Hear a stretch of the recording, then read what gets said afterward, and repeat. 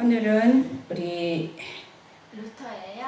예, 종교개혁은 그 시대마다 했는데 그 시대로 끝나는 것이 아니라 우리 시대에는 어떤 개혁을 해야 되는지 알고 안 하는지 뭐를 해야 되는지 몰라서 안 했는지 안 하는지 우리가 이 개혁은 시대마다 하나님께서 주신 사명인데 우리가 이 개혁자의 삶을 보면서 우리도 어떻게 살아야 될지 이 마지막 시대 우리에게 주신 사명을 감당해야 되겠습니다. 1부 개혁의 큰 별이 나타나 시대마다 그 종교개혁을 했는 사람들이 엘리는 잘못한 것 같아요. 근데 노아 시대 노아가 했고 그 시대마다 했는데 이 1500년대에는 루터가 했어요. 1800년대에는 누가 했을까요? 윌리엄 밀러가 했죠. 윌리엄 밀러가 했어. 그 다음에 화이트빈이 하죠. 1800년대, 1900년대, 화이트빈이 1915년에 돌아가셨거든요. 진짜 우리가 마지막 시대에 사는데 과연 이 마지막 시대 개혁의 별이 나타날까요? 자, 정말 우리가 그 개혁자가 나와서 개혁을 할 때에 도와줄런지 숨어갈런지 내 몸살이느라고 비평할런지 정말 이 상황이 되면 정말 예수님을 십자가에 못 박는 거나 똑같은 일을 하게 될 것 같아요. 이 루터가 깨달은 성경절이 뭐죠? 요한복음 1장 17절. 다 같이 해보겠어요. 시작. 로마서 1장 17절. 저 외웠어요. 외워보세요. 복음은 하나님의 의가 나타나서 믿음으로 믿음에 이르게 하나니 기록된 바 오직 의인은 믿음으로 말미암아 살리라 것 같으니라. 네, 아침마다 하니까는 알겠죠. 복음에는 하나님의 의가, 복음은 누구예요? 복음이요. 예수님이 복음인데 예수님 안에는 하나님의 의가 나타났는데 그걸 우리가 믿음으로 받아요. 그래서 의인이 되는 사람은 오직 믿음으로만 의인이 되는 겁니다. 루터가 이 95개의 조항을 반박문을 냈는데 이 모든 것이 배경이 나와요. 루터라는 사람을 우리 좀 알아봅시다. 대쟁투 120쪽에 보면은 7장에 개혁의 큰 별이 나타남. 루터는 어린 시절에 루터와 그의 부모 법안교회 암흑에서 교회를 순수한 신앙빛 가운데로 인도하기 위한 사명을 받은 사람 중에서 가장 선봉에 섰던 사람은 마틴 루터였다. 그는 열성있고 경건하며 하나님을 경외하는 것 외에 아무것도 두려워하지 않을 뿐 아니라 성경 이외에는 아무것도 신앙의 기초로 삼지 아니한 그 당시의 시대적 인물이었다. 하나님께서는 그를 통하여 교회의 개혁과 세상의 계몽을 위한 위대한 사업을 성취시키셨다. 이렇게 생각했어요. 예수님이 만약에 이 세상에 오시면 어느 교회 갈까? 어느 교회 갈 것 같아요? 예수님은 교회 안 가세요? 큰 교회에 다 오류가 있지만 거기에 한 사람한테 다 이 루터가 천주교의 거기에 그런 오류 속에 있었지만 그 속에 사람을 찾아내요. 그래서 여기도 안 될 것 같고 저기도 안 될 것 같지만 예수님은 이 시대에 오시면은 어느 곳에나 가서 그 사람의 중심을 보고 사람을 찾아내요. 다 가셔요. 그런데 그 와중에 그 천주교 신부로서 거기에 그 오류 가운데 큰 미신 가운데 있었지만 거기에서 개혁의 별을 찾아냈어요. 어느 날 루터는 대학 도서관에서 서적을 조사하다가 라틴어 성경을 발견하였다. 그는 이러한 책을 본 적도 없었고 그런 책이 있는 것도 알지 못하였다. 그는 예배 시간에 회중에게 복음서와 편지서, 복음서는 사복음이고 편지서는 시편이에요. 편지서의 일부를 그것도 편지서예요. 예, 고린도에게 뭐 이렇게 하는 거. 에베소. 예. 편지서의 일부를 읽어주는 것을 들어왔는데 그것이 성경의 전부인 줄로 생각하였다. 그런데 이때에 처음으로 그는 성경의 전부를 보게 되었던 것이다. 그는 두렵고 놀라운 마음으로 생명의 말씀을 읽어 내려갔다. 그리고 몇 박이 빨라지고 가슴이 두근거리는 가운데 생명의 말씀을 읽어 가다가는 때때로 멈춰서서 오 하나님 나에게 이런 책을 주셨으면 하고 부르짖었다. 하늘 천사들이 그의 곁에 있었고 하나님의 보좌로부터 비치는 빛이 진리의 보배를 그에게 알려주었다. 그는 지금껏 하나님께 불쾌히 여김을 받고 있지는 않는지 두려워하고 있었으나 이번처럼 죄인으로서의 자신의 상태를 깊이 깨달은 적은 없었다. 이 천주교에서 고행하고 못 오게 하는 것이 죄사함 받으려고 하는 거거든요. 어떻게 하면 죄를 사함 받을까? 선행을 하면 죄사함을 받을까? 가난한 사람을 도와주면 죄사함을 받을까? 이렇게 모든 종교가 그래요. 불교도 자선을 해야 되거든요. 내가 업을 어떻게 샀느냐, 내가 어떤 선행을 하느냐에 따라서 내 죄가 용서받는다고 해요. 성경과 대조적이에요. 성경은 예수님의 이름으로 예수님이 다 용서를 해주셨기 때문에 우리가 죄사함을 받잖아요. 죄를 사할 수 있는 권세나 이런 거는요, 돈을 많이 내서 선행을 해서 죄사함 받는 게 아니라 오직 예수님의 그 보혈로만 죄사함 받거든요. 그래서 그 모든 사람들이 어떻게 이 사죄를 할까? 그래서 여기에서 여러 가지 부정이 많이 일어났어요. 죄에서 해방을 받고 하나님과 화목하게 되고자 열렬히 소원한 나머지 그는 마침내 수도원에 들어가 수도자의 생활에 전념하였다. 그러니까 죄사함을 받으려면 어떻게 해야 될까? 수도원에서 그에게 극히 비천한 일이 맡겨졌으며 문정걸식을 요구받았다. 문정걸식이 뭔지 알아요? 뭐예요? 거지, 밥 빌어오는 거. 그러니까는 밥 좀 주세요 이렇게 돌아다니는 거.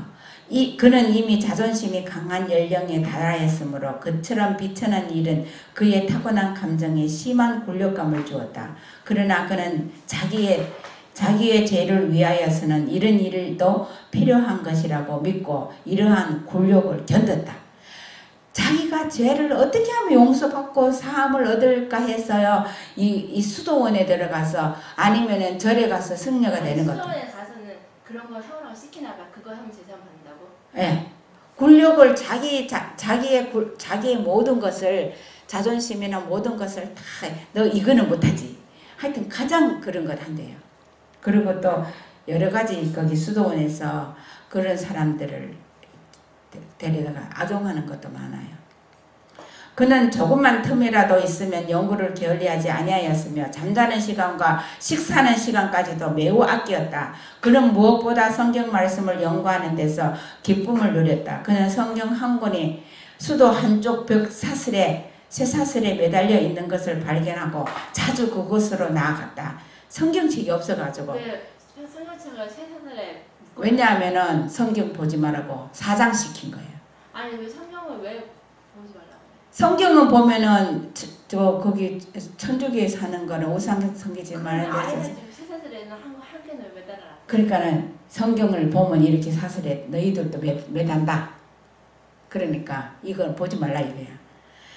또한 죄에 대한 자각이 더욱 깊어짐에 따라 그는 자기의 행위로 용서와 평안을 얻고자 애썼다. 그는 가장 엄격한 생활을 하고 금식하고 철야하고 모든 악한 성격을 극복하려고 자기 자신을 채찍으로 때렸어요. 채찍으로 때려 보았으나 이러한 수도 생활이 그를 죄에서 해방시켜주지 못하였다. 그는 하나님의 인정을 받기에 합당한 마음의 순결을 얻기 위하여 어떠한 희생도 겁내지 아니하였다. 후일에 그는 당시의 일을 다음과 같이 수레하였다. 실로 나는 경건한 수도승이었다. 나는 지금 내가 입으로 다 표현하기 어려운 여러 가지 엄격한 규칙들을 지켰다. 만일 수도승이 이러한 수도로서 천국을 얻을 수 있다고 한다면 나는 분명히 그러한 자격을 얻었을 것이다. 그 일을 조금 더 계속하였다면 나는 반드시 고행의 결과로 죽고 말았을 것이다. 고행이란 뭐 하는 시기대로 다 한 거예요. 그렇게 해도 마음의 평안이 없고 그랬잖아요. 테레사 수녀도 그렇게 자선사만이고 고아 많이 해서도 죽을 때 자기 자신의 평화가 없었다 그랬어요. 마음에. 그것이 내 행위로 의를 얻고 하나님이 루터의 이 중심을 보셨나 봐. 이렇게. 네. 그래서 길을 열어줬어요. 이러한 고통스러운 훈련의 결과로 그는 기력을 잃고 경련으로 고생하게 되었는데 후일에 가서도 그 상태에서 완전히 회복되지 못하였다. 그의 온갖 노력에도 불구하고 그의 영혼의 짐은 조금도 경감되지 않았다. 그는 마침내 절망 직전에 이르렀다. 모든 것을 잃어버린 것처럼 보였을 때 하나님께서는 그의 친구인 한 사람의 조력자를 그에게 보내주셨다. 경건한 스타우피츠는 루터에게 성경 말씀을 보여주며 자기 자신을 보지 말고 또 하나님의 율법을 범함으로 받는 영원한 형벌을 생각지 말고 오직 그의 죄를 용서해 주시는 구주 예수님을 바라보라고 하였다. 너의 죄로 인하여 스스로 괴롭게 하는 대신에 구주의 팔에 그대 자신을 맡기라. 그리고 그분을 신뢰하라. 그분의 생애에 나타난 의와 그분의 죽음으로 말미암는 속죄를 신뢰하라. 하나님의 아들의 말씀을 들으라. 그분께서는 하나님의 은총을 그대에게 보증해 주기 위하여 사람이 되셨다. 너를 먼저 사랑해 주신 그분을 사랑하라. 고 국률의 사자는 말하였다. 그의 말은 루터의 마음에 깊은 감명을 주었다. 오랫동안 오류에 붙잡혀서 투쟁하고 있던 그는 진리를 깨닫게 되었고 번민하던 그의 마음에 평화가 찾아왔다. 그러니까 자기가 생각하기에 그렇게 하는 것이 최선이라고 생각하고 열심히 목숨을 다해서 하니까 하나님께서 그렇게 고행으로 해서 그렇게 해서 죄에서 해방되는 게 아니라는 길을 보여줄 사람을 보내요. 그러니까 우리가 이런 사람이 될지 고행하는 사람을 찾아가서 가리키는 사람이 될지 어떤 사람이 될지를 보여줍니다. 루터는 신부로 임명되어 수도원에서 나와 비텐베르크 대학의 교수로 부름을 입었다. 그는 여기서 원어로 된 성경을 연구했다. 그는 성경의 강의를 시작하였다. 시편과 복음서와 편지서들에 관한 공개 강의를 함으로 많은 사람들이 와서 듣고 깨닫게 되었다. 편지서는 바울에서 고린도를 네. 그의 친구 여수도 원장인 스타우비츠는 그에게 강단에서 하나님의 말씀을 강론하라고 권유했다. 그 친구도 같이 수도승이었나봐, 그쵸? 수도 원장이가 천주교였나봐, 그쵸? 그러나 루터는 자기가 그리스도를 대신하여 백성을 가르칠 자격이 없음을 자각하고 그 일을 주저하였다. 그는 오랫동안 고심한 끝에 그 친구들의 간청을 받아들였다. 그는 이미 성경 지식에 능한 사람이 되어 있었으며 하나님의 은혜가 그의 위에 임해 있었다. 그의 웅변은 청중들을 사로잡았다. 그는 진리를 아주 명료하게 하고 힘있게 제시하였으므로 듣는 자에게 확신을 주었으며 또 그의 열정은 사람들을 감동시켰다. 네, 우리가 하나님의 말씀을 준비하고 확실하게 알고 믿음으로 가지고 있으면요, 하나님의 성령의 역사로 우리가 이렇게 이런 도구가 될 수 있어요. 우리가 하나님의 말씀을 보고 할 때 겸손하게 이 말씀을 부정하거나 막 이렇게 의심의 마크를 달지 말고 그 말씀에 감사하고 그 말씀에 그거 사실을 진실한 그대로 받아들여 가지고 내가 거기에 순종하면 하나님께서 거기에 은혜를 능력을 입혀요. 로마 방문을 했거든요. 그러나 루터는 여전히 법왕교회의 참된 아들이었으며 그는 그 외에 다른 생각을 조금도 가지지 않았다. 그는 하나님의 섭리로 로마를 방문하게 되었다. 그는 도보로 걸어서 여행하면서 도중에 있는 수도원들에서 숙박하였다. 이탈리아에 있는 한 수도원에서 그는 너무나 부유하고 화려하고 사치한 것을 목격하고 심히 놀랐다. 그 승려들은 마치 왕무들과 같은 수입으로 화려한 집에 살고 매우 값진 의복을 입고 진수성찬을 먹었다. 루터는 괴로울 정도로 불안한 마음으로 그 광경들을 자기의 사생활에 극기와 고난과 대조하여 보았다. 그의 마음에는 번민하기 시작하였다. 드디어 그는 멀리 7 몇 뿌리의 도성을 바라보았다. 이게 뭐 말인지 알아요? 그 로마의 성이 7 몇 뿌리가 이게 산처럼 몇 뿌리가 이렇게 있는데 그 거대한 그 성을 바라보고 자기가 걸어오고 고행해온 것과 여기에 로마에 갔을 때 이 수도 성들과는 완전히 대조적이었어요. 그때 그는 이 깊은 감명을 받고 땅에 엎드려서 거룩한 성 로마여, 그 로마의 성은 그렇게 그래서 다 황홀경에 그 사람들을 사로잡아요. 나는 내게 경의를 표하노라고 부르짖었다. 그왜그 아름다운 무슨 유리 바늘 그는 로마 도성으로 들어가서 여러 교회를 방문하고 신부와 승려들이 늘어놓는 여러 가지 이야기를 듣고 필요한 온갖 의식을 행하였다. 보는 것마다 그에게 놀라운 것. 교회라고 성당이 아니라 교회가 없는 거기도 교회예요. 성당은 교회라고 표현해요. 두려움을 주지 않는 것이 없었다. 그는 각 계급의 승려들 가운데 죄악이 가득 차 있는 것을 보았다. 그는 주교의 입에서까지 야비한 농담을 듣게 되었고 무서운 불경, 심지어 미사를 드릴 때에도 그런 일이 나타남을 보고 오직 전율할 수밖에 없었다. 그는 승려와 시민들과의 교제를 통하여 그들이 방탕하고 주색에 빠져 있는 것을 목격했다. 주색은요, 술을 먹고 색을 좋아하고 여자를 좋아하고 막 이렇게 하는 것을 봤어요. 그래서 이 신부들이나 승려들이 이 사람들은 장가를 안 가거든요. 오직 자기 구별한다고 그렇게 하는데 알고 봤더니 완전히 타락해가 있다는 것을 목격했어요. 그는 신성한 장소에서 하나님을 모독하는 일까지 감행하는 것을 보았다. 그는 그 일에 대하여 다음과 같이 기록하였다. 로마에서 감행되는 모든 죄악과 파렴치한 행동은 아무도 상상할 수 없다. 그것은 실제로 가서 보지 않고는 믿을 수 없는 일이었다. 세상에 지옥이라는 것이 있다면 로마는 필시 그 위에 건설되었을 것이다. 그것은 온갖 죄악이 생겨나는 무한지옥이다는 말까지 있는 것이다. 그 지옥 같은 그 일들이 사제들, 승려들이 하고 있었다는 거예요. 당시에 법왕의 한 교령이 반포되었는데 그것은 소위 빌라도의 징계라는 것을 무릎으로 올라가는 자는 누구든지 제사함을 받는 그런데 그 조금 틀려요. 그 빌라도의 징계가 왜 빌라도의 징계인지 아세요? 예수님이 빌라도의 징계에서 내려왔거든요. 그 신문 받을 때 그곳을 몽땅 뛰어가고 이걸 만들어가지고 그 길에 올라가는 거예요. 그 징계는 내려와야지 왜 올라가나? 예수님께서 로마의 재판정을 나오실 때에 내려오신 징계로서 아니 예수님께서 내려오시면 쟤네들 내려와야지 왜 무릎으로 기어서 올라가? 제사함 받으려고 무릎으로 기어서 내려와야 돼. 징계로서 그것이 기적적으로 예루살렘에서 로마로 옮겨지게 되었는 것이었다. 어느 날 루터는 경건한 마음으로 그 징계를 하나씩 오르고 있었는데 갑자기 의인은 믿음으로 말미암아 살리라는 말씀이 우레처럼 들리는 듯하였다. 그는 두렵고 부끄러운 생각이 나서 급히 그곳에서 일어나서 나왔다. 그 성경 구절이 그의 심령에 주는 능력은 결코 소멸되지 않았다. 그때부터 그는 구원을 얻는 데 있어서 사람의 행위를 의지하는 것이 어리석은 일이라는 것과 그리스도의 공로를 항상 믿어야 할 필요성을 과거 어느 때보다 더욱 절실히 깨달았다.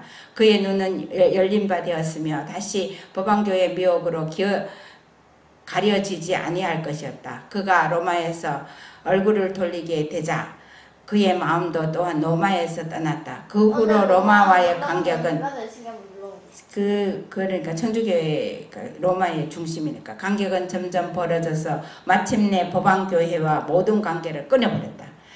루터가 이렇게 그곳에 있으면서 죄악의 사슬을 깊이 보고 그러니까 아무리 어떠한 상황에서도 자기가 연구하고 깨달으려면 다 깨달을 수 있어요. 못 깨닫는 사람은 없어요. 로마에서 귀국한 후에 루터는 비텐베르크 대학에서 신학 박사 학위를 받았다. 이제 그는 과거 어느 때보다 그가 사랑하는 성경 연구에 더욱 몰두할 수 있게 되었다. 그는 법왕의 교리와 그의 말이 아닌 하나님의 말씀을 평생 동안 주의 깊이 연구하고 충성스럽게 전파하기를 엄숙히 맹세했다. 그 후로 그는 단순한 승려나 교수가 아니라 공인된 성경의 전도자가 되었다. 그는 진리를 찾고자 줄이고 목말라하는 하나님의 양무리를 치는 목자로 부르심을 받았다. 그는 단연히 그리스도인은 성경의 권위에 기초되지 않은 어떤 교리도 용납해서는 안 된다고 확고하게 언명하였다. 이 말은 바로 법왕의 최상권의 기초를 공격하였다. 이 말 속에 종교개혁의 근본 원칙이 포함되어 있었다. 그러니까 오직 성경으로 살리라고 성경 원칙대로 사는데 루터가 이때부터 이렇게 온 거래. 그래서 오늘날도 뭐 우리 성경의 말씀에 기록되지 않는 어떤 교리도 용납할 수 없다 이잖아요. 그런데 지금은 뭐저지 성경에는 없지만 하고 다 하잖아요. 루터는 사람의 이루는 하나님의 말씀보다 더욱 존중하는 것이 위험하다는 것을 알았다. 그는 두려움 없이 학자들의 사변적 무신론을 공격하였고 오랫동안 사람들의 마음을 장악하여 지배해온 철학과 신학에 반대하였다. 그는 이와 같은 연구에 몰두하는 것이 무가치할 뿐만 아니라 해가 되는 일이라고 말하고 청중들의 마음을 철학자나 신학자의 궤변에서 돌이켜 선지자들과 사도들이 말한 영원한 진리로 돌아오게 하고자 노력하였다. 그가 증거한 기별은 그 말을 열심으로 듣는 무리에게 귀중한 것이었다. 그들은 이전에 이러한 가르침을 받은 일이 결코 없었다. 구주의 사랑에 관한 기쁜 소식, 그분의 구속의 피로 말미암아 사유와 평안을 얻게 된다는 보증은 그들의 마음에 기쁨을 안겨주고 불멸의 소망을 고문시켜 주었다. 어떤 일이라도요, 어떤 종교라도 거기에 몰두해갖고 침투해갖고 열심히 연구하는 사람은요 언젠가 진리를 찾아갖고 바른 길로 나와요. 그냥 어리하게 그냥 거기서 그냥 이거 돈이나 받고 이렇게 형식적으로 믿는 사람은 거기 있지만 진짜로 연구하는 사람은 이게 잘못됐다는 걸 깨닫고 다 나와요. 뭐 안 깨닫는 사람은 잘 연구 안 하는 사람이에요. 잘 연구 안 하는. 온 세계를 두루 비추어줄 광명한 빛이 비텐베르크에서 밝혀졌으며 이 빛은 말세가 될수록 더욱 밝게 빛날 것이었다. 그가 암흑과 광명은 조화될 수 없다. 진리와 오류 사이에는 피할 수 없는 싸움이 있다. 그 중에 하나를 지지하고 옹호하기 위하여서는 다른 하나를 공격하고 넘어뜨려야 한다. 우리 구주께서는 내가 세상에 평화를 주러 온 줄로 생각지 말라. 화평이 아니요 검을 주러 왔노라고 친히 말씀하셨다. 루터는 종교개혁을 일으킨 지 얼마 후에 다음과 같이 말하였다. 하나님께서는 나를 인도하시지 아니하시고 나를 앞으로 나가도록 떠미신다. 그분께서는 나로 하여금 넋을 잃게 하신다. 나는 나 자신의 주인이 아니다. 나는 평안히 살기를 갈망하지만 소동과 개혁의 와중에 던져져 있다. 그는 이때의 투쟁의 한가운데로 들어가도록 강요를 당하고 있었다. 로마교는 하나님의 은혜를 상품으로 삼았다. 소위 환전대라는 것이 제단 곁에 생기고 거기서 매매하는 자들이 떠드는 소리가 요란하게 울려 퍼졌다. 로마에 있는 성 베드로 성당의 건축 자금을 모금한다는 명목 아래 면죄부가 법왕의 권위로 의하여 공공연하게 발매되었다. 하나님을 경배하는 교회당이 죄의 값으로 건설되고 그 모퉁이 주주들이 불의의 값으로 놓이게 될 것이었다. 그러나 로마의 세력 확장을 위하여 취하해진 이와 같은 수단들이 오히려 그 세력과 영광에 치명적인 타격을 가져다주는 큰 원인이 되었다. 이것으로 말미암아 가장 결정적이고 성공적인 법왕교의 원수들이 일어나서 법왕의 보좌를 흔들고 그 머리 위에 있는 삼척멸관을 요동하게 하는 투쟁을 일으켰다. 이게 무슨 뜻인지 아세요? 사람들이 거기 천주교에서요 건축 헌금한다 이렇게 하는 이름으로 면죄부를 받은 거야. 당신의 죄가 사이에 용서하게 사함을 받으려면 돈을 내 갖고 내 죄를 다 죽은 사람도 죽은 사람도 죄가 사해져 갖고 연옥은 중간에 있는데 천당으로 간다. 연옥에서 고생하고 있는데 돈을 내주면 천당을 간다. 이런 것을 근데 사람들이 그렇게 믿나 봐.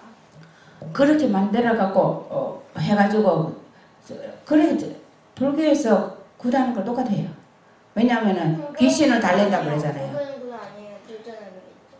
그렇게 해갖고 이 천주교에는 이거 모양만 조금 다른 거야. 이거 이렇게 해갖고 연옥에서 천당 간다고 죽은 사람도 그렇게 간다고 이렇게 해갖고 돈을 많이 받았어요. 추악한 죽은 사람이 뭐 착한 일 하면 사람으로 태어나고 그럼 뭐 개로 다시 태어나고 돼지로 다시 태어나고 뭐 그런 것들이 다 만들어낸 학설이에요. 추악한 사제권의 발매, 사제 죄사하는 권을 발매했어요. 사람들이 그 죄사함 받으려고 그렇게 하는 거예요.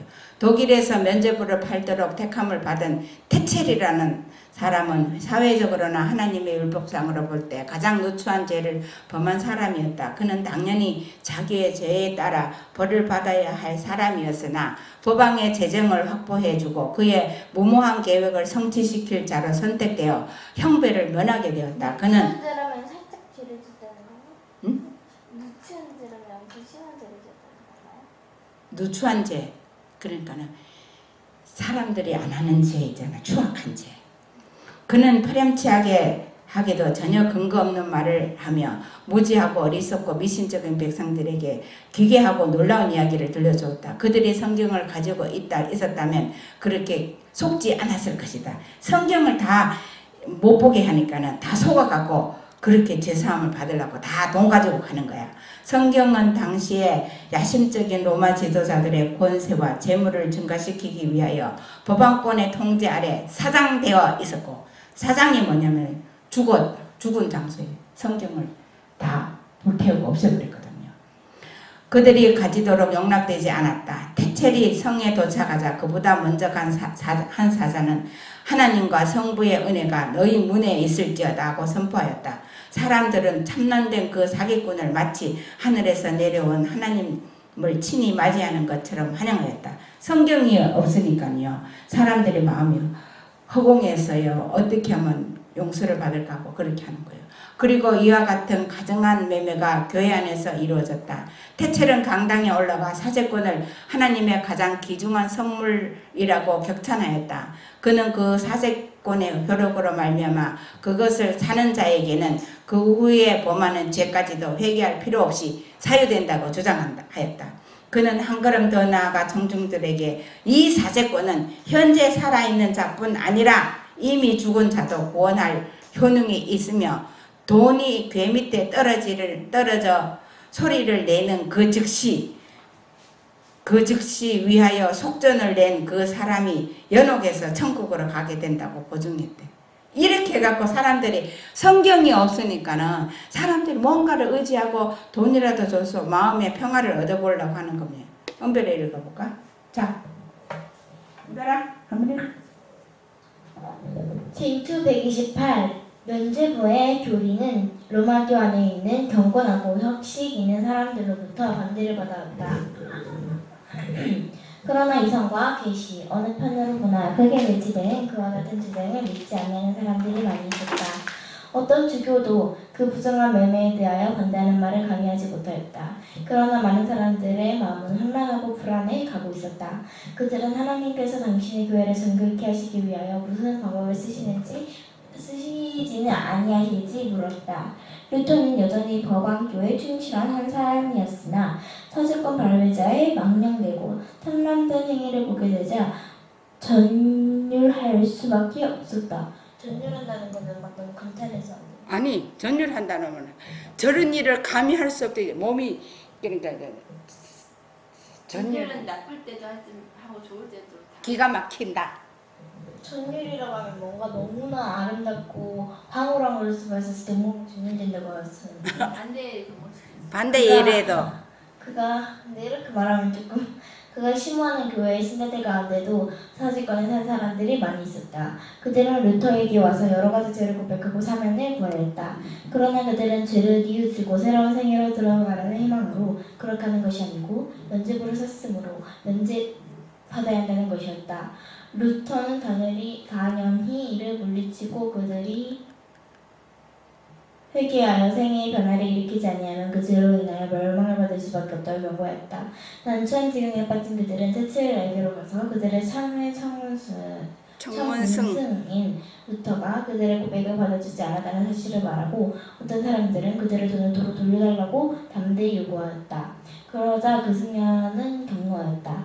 그는 가장 무서운 수주를 하고 거리 모퉁이에서 불을 피우고 나는 이 신성한 면죄부를 반대하는 모든 이단들을 화형에 처하라는 명령을 법왕으로부터 받았다고 소리질렀다. 이렇게 해서 루터가 그 95개 반박문을 내게 된 동기예요. 자기가 믿는 교인들이 그 면접으로 사갖고 이 루터 목사니까 와서 내 이런지 지었는데 사해달라고 그렇게 말하니까 기가 막히잖아요. 그래서 그 업장이 무너진 거야. 내가 사해줄 수 있는 죄도 없고 나도 불안해. 제 용서를 못 받는데 그죠? 그래서 이렇게 해서 이렇게 상황이 그렇게 되니까 이 반박문을 내 가지고 개혁을 할 수밖에 없는 거예요. 우리도 어떤 상황에 정말 그런 어떤 그것이 일어나면 하나님께서 개혁을 하지 않을 수 없는 상황으로 몰아갈 거예요. 그 루터가 이렇게 해서 그때부터 이 법왕이 이렇게 이런 파렴치한 일을 세워가지고 화영주를 세워가고 그러니까는 이 루터가 이렇게 지적하는 거는 성경적으로 안 맞고 교구들이 많은 옳다고 다 해줬는데 막상 그렇게 루터가 하니까는 사람들이 몸살이고 다 발 빼버리고 하나도 동조 안 하거든요. 그래서 여기 동조하는 사람들을 찾아갖고 다 사형시킨 거야.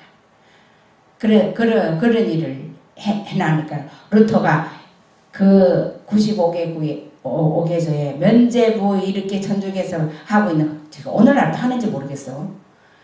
연옥간다 뭐 이렇게 하는지는 모르겠어요. 이렇게 개혁을 했는데 오늘도 해요? 그게 어디 가겠어, 그치? 그렇게 이렇게 했는데 지금은 그 천주교에서 진짜 루터 같은 사람이 일어나갖고 그 안에 있는 사람이 세 세트로 다 아는 사람이 반박을 해. 아무것도 모르는 사람이 바깥에서 나가서 그 교회에 지적할 수가 없어. 그럼 이렇게 하면 되겠네. 내가 천주교를 가가지고 천주교에서 천주교 잘 받았다. 그래서 진실하게 이 루터는 가정인 그 승려 가정이었어요. 95개조의 논제를 공개함. 루터의 아내도 있잖아요. 수도원에 뭐라고 하지? 결혼했을부터? 했어? 네. 수도원에 뭐라고 하지? 승려? 아니 승려 말고 그 여자들 수녀. 수녀였는데 그 7명인가 9명인가 수녀원에서 몰래 탈출을 해가지고 장독대에다가 숨어가지고 말을 타고 도망친 사람 중에 한 명이랑 루터가 결혼했어요. 아 그래? 이제 루터는 진리의 투사로서 자기의 사업에 담대히 착수하였다. 그는 강단에서 소리 높여 열렬하고도 엄숙하게 경고하였다. 그는 청중에게 죄가 얼마나 무서운 것임을 밝혀주는 동시에 사람이 자력으로 죄악을 추월하도 경감시키거나 제거할 수 없고 그 형벌을 면할 수도 없다고 가르쳤다. 하나님께 회개하고 그리스도를 믿는 것밖에는 죄인이 구원받을 수 있는 길은 없다. 그리스도의 은혜는 돈으로 살 수 없고 다만 값없이 받는 선물이다.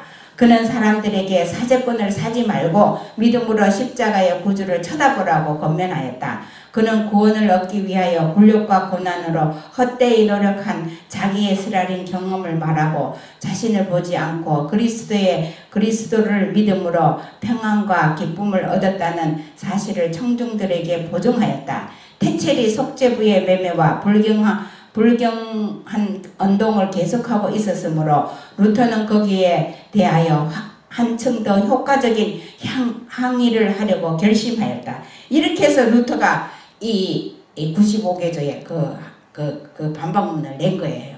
그래서 그때 그 사회 전체가 그런데 지금은 너무나 자리 잡아갖고 사람들이 잘하고 있잖아요. 돈을 갖다 주면은 그렇게 해갖고 다 이렇게 유지가 되고 화려한 건물이 올라가고 이러잖아요. 마침 기회가 왔다. 비텐베르크의 성교회에는 여러 가지 유물이 보관되어 있었으며 특정한 축제일에는 그것들을 일반에게 공개하였다. 그리고 그날에 교회에 와서 참여하는 자는 죄의 용서를 완전히 받는 것으로 되어 있었다. 그러므로 그 축제에는 수많은 사람이 그곳에 모여들었다. 때마침 그 축제들 중에서 가장 중요한 제성제가 가까이 다가오고 있었다. 그 전날에 루터는 회당으로 모여드는 청중들과 함께 가서 면제부의 교리에 항의하는 95개조의 논제를 기록한 종이를 그 성전의 출입문에 붙여 놓았다. 그리고 그는 그 논제에 내가 대하여 들어가지 말라고 했지. 그 교회 들어가지 반대 의견을 가진 사람들에게는 이튿날 대학에서 거기에 대한 답변을 하겠노라고 발표하였다. 이렇게 이런 그 사회가 전부가 다 이렇게 면접을 팔고 이렇게 해가지고 그런 그 돈을 모으는 그런 방법을 쓰니까, 그러니까 예수님 이름으로 돈을 다 걷어가지고 예수님이 그것도 잘못하는 것도 있지만 이는 완전히 대놓고 테리 그 면접으로 만든 사람이에요. 태철이 만든 게 아니라 교황청에서 만들어 놓은 거를 그거 갖다가 사적을 팔으라고 파는 사람. 그의 논제는 일반의 주의를 끌었다. 사람들은 그것을 읽고 또 읽는 다음에 그것을 사방에 전하였다. 대학 안에서와 온성에 큰 소동이 일어났다. 이 논제로 말미암아 죄를 사유해주고 죄의 형벌을 면하게 해주는 권세가 법왕이나 어떤 다른 사람에게도 위입된 적이 결코 없었다는 사실이 명확하게 드러났다. 그러한 개혁은 미신적인 사람들의 마음을 이용하여 금전을 사치하려는 사기적 술책, 곧 사탄이 그 거짓된 일을 의뢰하는 모든 자들을 멸망시키기 위하여 취한 수단에 불과하였다. 그리스도의 복음만이 교회 안에 있는 가장 가치 있는 복음이며 그 복음에 나타난 하나님의 은총은 믿음과 회개로서 그것을 구하는 모든 사람에게 값없이 주어진다는 것이 또한 분명히 밝혀졌다. 그래서 이것을 가지고 복음을 진짜로 전했어요. 그리스도는 예수님의 은총으로 믿음으로 회개하고 그렇게 용서받는 거지, 그 돈을 주고 면접권을 산다고 해서 용서받는다는 건 아니라는 거죠. 면접부가 아니고 면제부예요. 면접권은.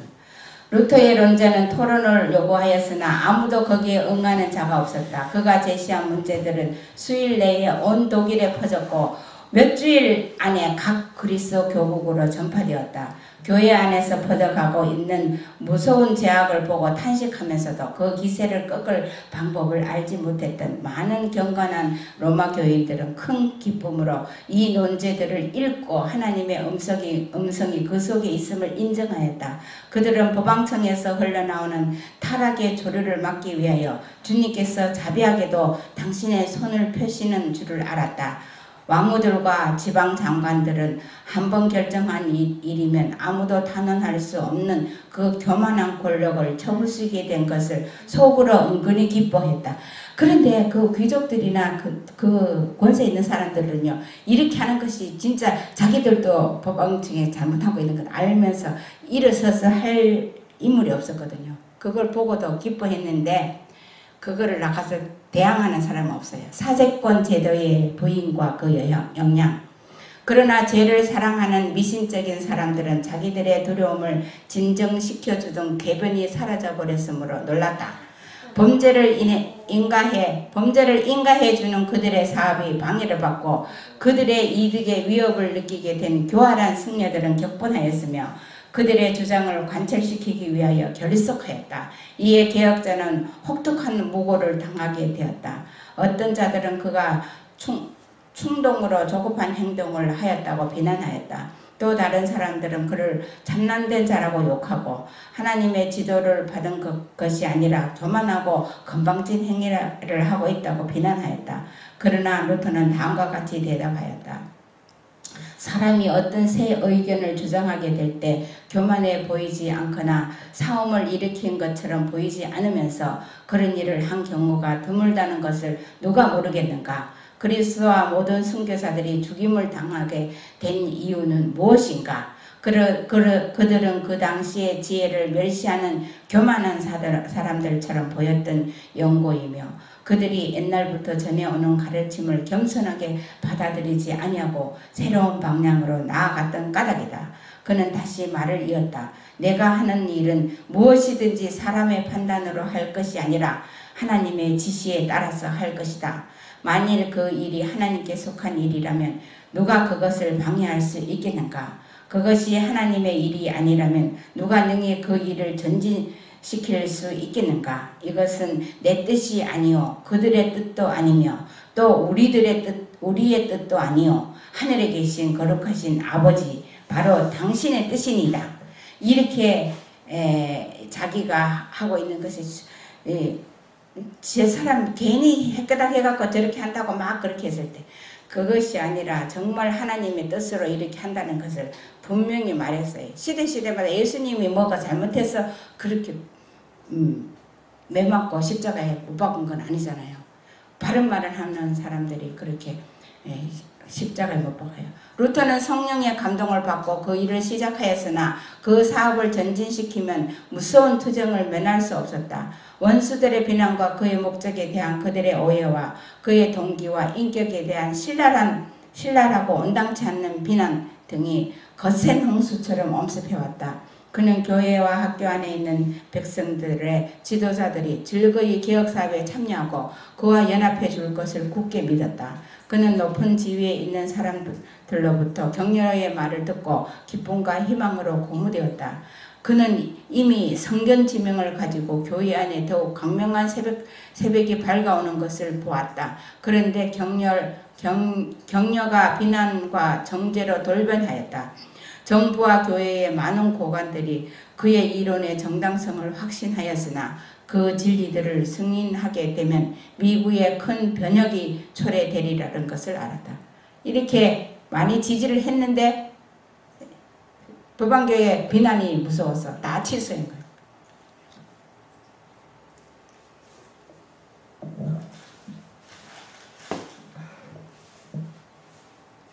백성들이 계몽되어 개혁을 일으키게 되면 사실상 로마의 권위를 해치고 그 금고로 흘러들어가는 무수한 부와의 물줄기를 멈추게 하여 법안교회의 지도자들의 낭비와 사치를 크게 줄어지게 할 것이었다. 그뿐 아니라 일반 대중들을 제각기 분별력 있는 사람으로 생각하고 행동하도록 가르쳐서 그리스도만을 구주로 쳐다보게 한다면 법왕의 보좌는 전복되고 필경에는 그들 자신들의 권위도 상실될 것이었다. 그러므로 그들은 하나님께서 주신 지식을 거절하고 하나님께서 그들을 계몽시키기 위하여 보낸 사람을 반대함으로써 그리스도와 진리를 다같이 배반하는 행동을 취하였다. 네, 만약에 교회가 원래 천주교회가 옛날 제자들이 가지고 있는 그 교회에서 발전회가 나가잖아요. 초대교회에서. 그런데 거기서 예수님 이름으로 사죄를 받고 예수님 이름을 해갖고 해도 사람들이 다 헌신하고 돈도 내고 다 할 텐데 왜 이렇게 사단이 발명한 이런 길을 갔는지 참 이상하잖아요.